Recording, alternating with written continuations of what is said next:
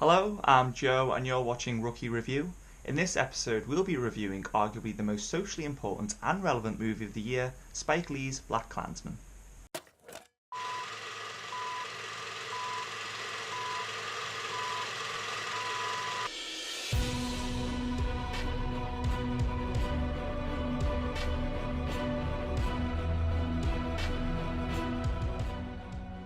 It's hard to review this movie purely focusing on its narrative and as a piece of art, without wading into its social justice crusade, which should be discussed on a much larger and more serious platform that is dedicated to the issues of racism in 1970s America, as well as today, extremist groups, and the divisive opinion of police. It's the early 1970s, it's Colorado, which the set designs, wardrobe and hair and makeup effortlessly recreates as you feel transported back to that specific time and place, as the mood of the 70s is perfectly encapsulated. Ron Stallworth, played by Baller's cool and charming John David Washington, is the first African American police officer to be hired by the Colorado Springs Police Department. Due to the political and social climate at the time, this is not a decision which is welcomed by a lot of the Colorado Police Department, or the locals for that matter. Stallworth, annoyed and bored by how disrespected he is treated by his colleagues, ambitiously sets out to make a name for himself by attempting to infiltrate the Ku Klux Klan.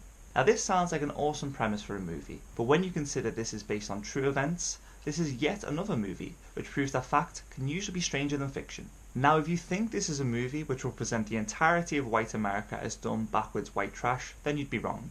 Though you get the obligatory interpretation of the stereotype dumb hick, which to be fair feels like a lowbrow joke for a movie of this intelligence to be making, by mocking your enemy and not taking them seriously, you take all their power away from them.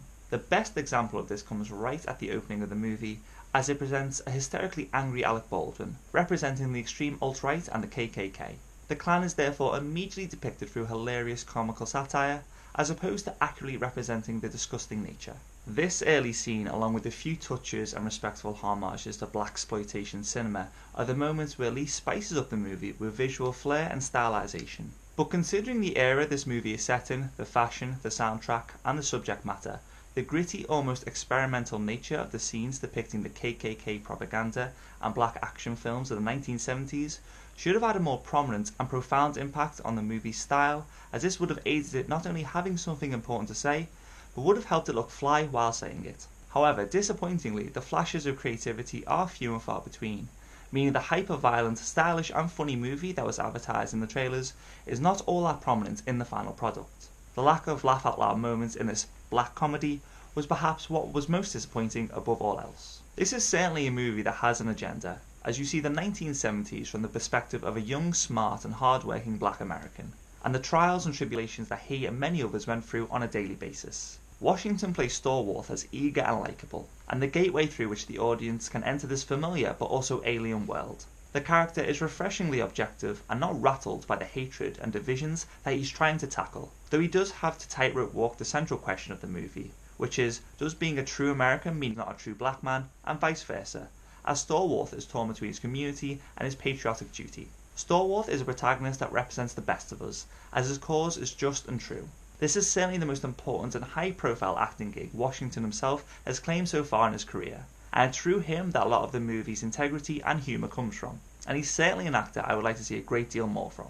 Now considering the agenda of this movie, and its glorification and idolisation of 1970s black culture, aside from the small-minded, evil members of the KKK and a handful of ignorant cops, the white characters in this movie are treated and depicted fairly, with Adam Driver's Flip Zimmerman arguably proving more integral and vital to unravelling the KKK than the actual Ron Stallworth, as it is Flip who must be the face of the operation. Though both Washington and Driver give decent performances, and there's not one bad performance throughout the entire movie that will let the side down, considering Washington and Driver's characters must unite to create one complete Ron Stallworth, the two actors do lack that special spark of chemistry that could have made them one of the great cop duos to ever grace the screen, with Driver especially feeling like he was sleepwalking through his performance at times, which is strange considering this was his time to shine while being reliant or held back by a lightsaber. Pair this with multiple moments of tension being wasted, as Zimmerman's life is continuously on the line, as his hidden identity of being Jewish is almost revealed, ultimately resulting in anticlimax after anticlimax.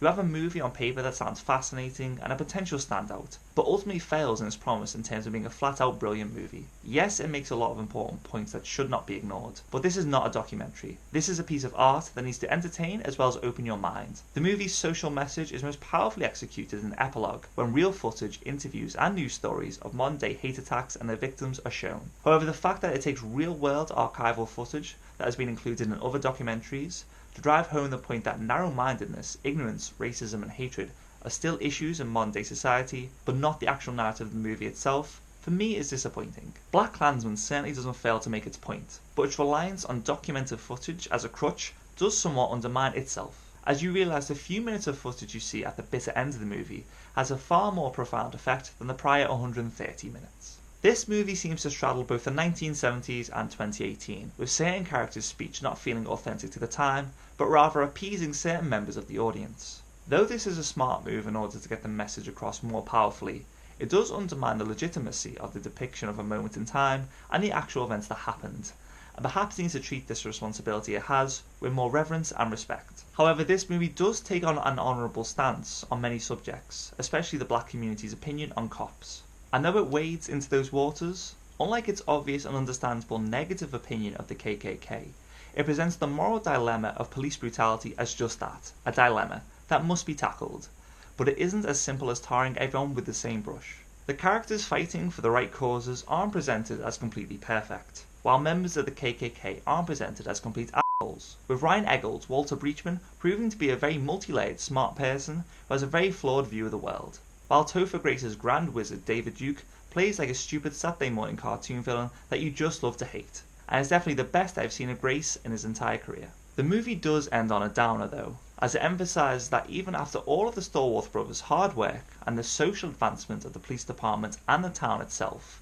the issue of racism and hatred was and still is prominent. However, with movies like this putting the spotlight on such subject matters in fair and intelligent ways, with a certain level of objectivity and subjective flair and humour, then many further advancements can be made, especially with regards to the confusion surrounding the identity of black Americans in 2018. But focusing on BlackkKklansman purely as a movie, I give it 3.5 rookie reels out of 5. Well, that was our review. Tell us what you thought of BlackkKklansman. Do you think it lived up to the hype? Was it the most important movie of the year, or did it disappoint? Make sure to like, share and subscribe, as well as watch our other videos on the best and worst of 2018 so far, as well as our look backs at some of the cinema's finest. Until next time, thanks for watching. This scene, along with a few touches and respectful homages to blaxploitation. This scene, along with a few touches and respectful homages to blaxploitation,